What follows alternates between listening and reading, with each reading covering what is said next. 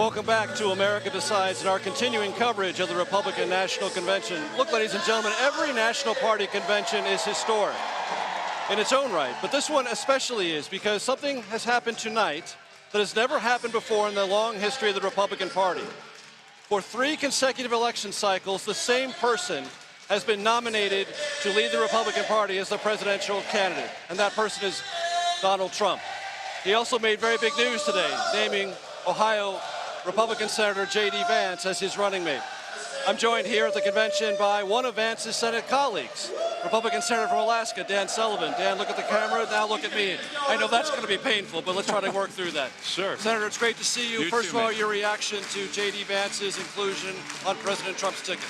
Oh, I think it's a strong pick. You know, JD is a good friend of mine. By the way, you know, I just retired out of the Marine Corps, 30 years in the Marines. JD is a Marine, and pretty sure, did some research, first Marine ever to be on the vice presidential ticket. And there's never been a Marine president, so I love that as a Marine. But I will tell you this, he's incredibly thoughtful.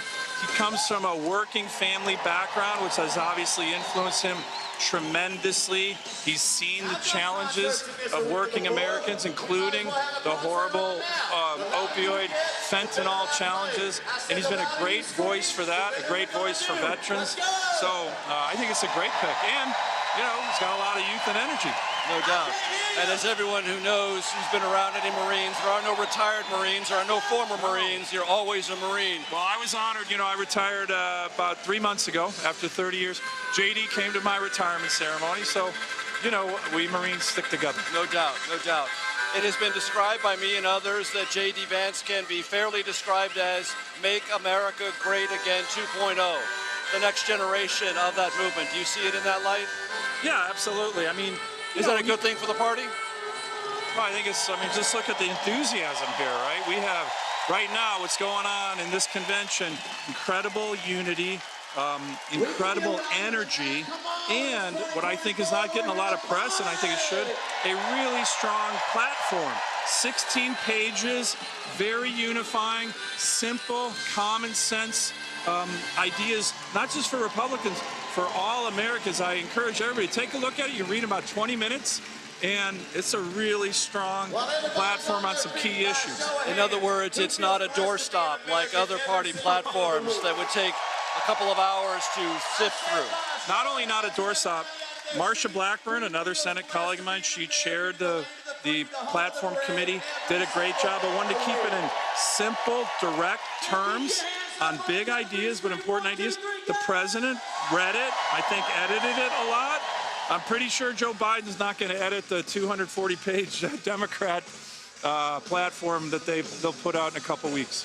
Senator Sullivan, what effect do you believe the events of this weekend are having here in this convention and will for former President Trump as he navigates his way through all 4 days of this convention?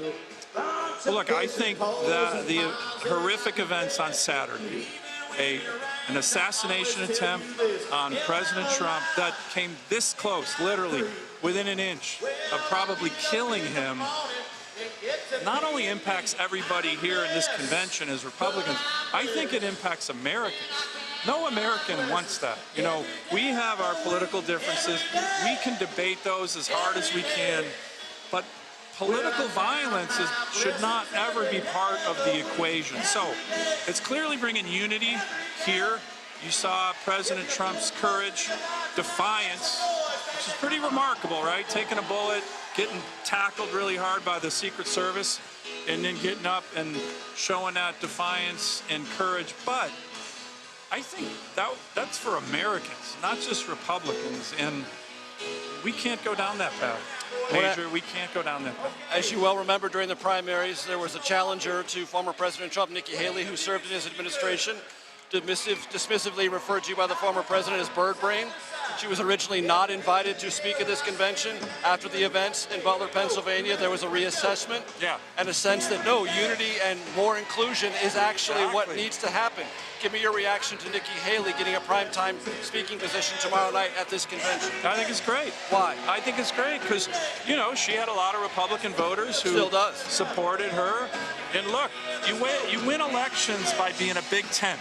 Elections are about addition, not subtraction.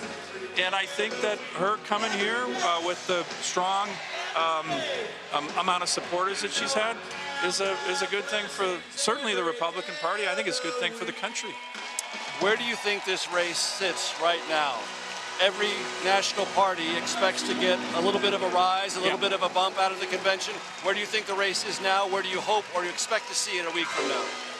Well, look, I think there's a big difference going on right now.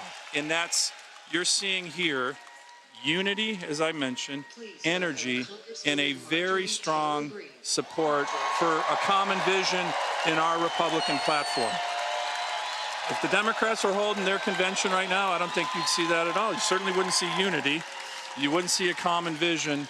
And I'm not sure you'd see this kind of energy. As a matter of fact, I know you wouldn't. Alaska Republican Senator Dan Sullivan. Great to see you. Thank you, Major. Thank you very much. Great pleasure to have you with us.